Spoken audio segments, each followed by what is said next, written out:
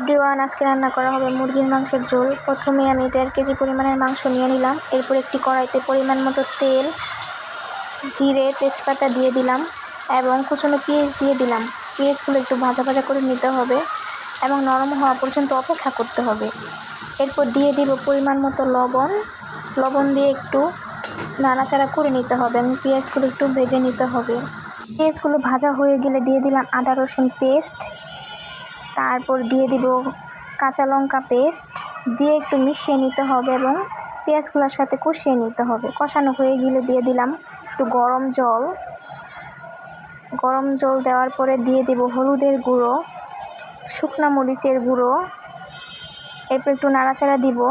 এরপর দিয়ে দিব ধনিয়া গুঁড়ো দিয়ে মশলাগুলো কষিয়ে নিতে হবে।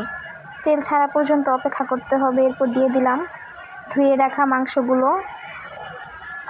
মাংসগুলো দিয়ে মশলার সাথে একটু মিশিয়ে নিতে হবে।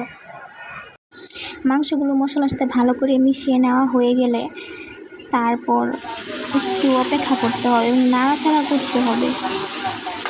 এরপর একটু ঢেকে দিলাম। 5 মিনিট পর ঢাকনাটা খুলে আবার নেড়ে নিতে হবে এবং কষানো পর্যন্ত অপেক্ষা করতে হবে। প্রায় 10 মিনিট মতো কষালাম। কালারটা খুবই সুন্দর হয়েছে।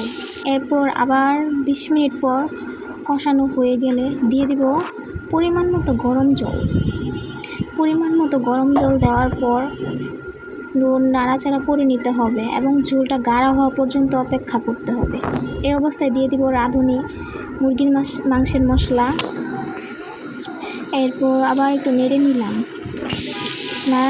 এরপর নাড়ানো হয়ে গেলে একটি শুকনো কড়াইতে দিয়ে দিলাম তেজপাতা, শুকনো মরিচ এবং গরম মশলা, জিরে দিয়ে একটু টেলে নিলাম। এরপর সেই টেলে রাখা মশলাটা বেটে সেই ঝোলটার মধ্যে দিয়ে দিলাম এবং 10 মিনিট মতো একটু জাল করে নিলাম। জাল করে নেওয়ার পর হয়ে যাবে আমাদের রান্না। খুবই লোভনীয় হয়েছিল। Thanks for watching this video. সবাই অবশ্যই লাইক, কমেন্ট এবং শেয়ার করবেন। ধন্যবাদ সবাইকে।